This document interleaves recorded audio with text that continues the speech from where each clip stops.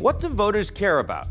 It's the economy, stupid. Political strategist James Carville's famous mantra from 1992 is now so widely accepted that I'm embarrassed to say it again. But it wasn't always thus.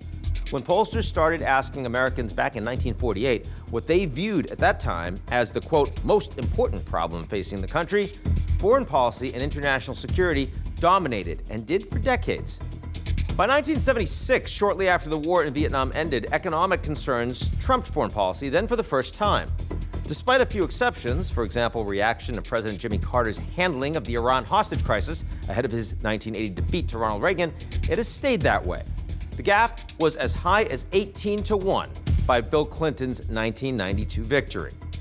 On the 2008 campaign trail, Barack Obama's message of ending the Iraq War resonated with voters. I will promise you this, that if we have not gotten our troops out by the time I am president, it is the first thing I will do. I will get our troops home. We will bring an end to this war. You can take that to the bank.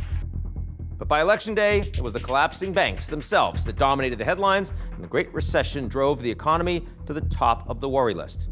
Now let's look ahead to the 2024 presidential election.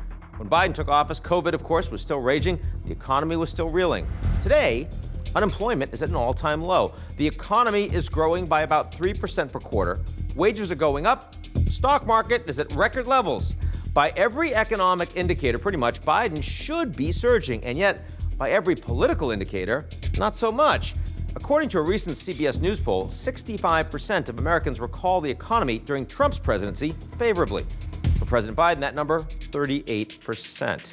Biden's fate in November may hinge on whether he can convince a skeptical electorate that the economy is doing as well as it is actually doing. But, as John Lennon once sang, foreign policy is what happens to you when you're busy making other plans. Americans' views on the Ukraine war have shifted, with the plurality now saying the U.S. is doing too much to help Ukraine.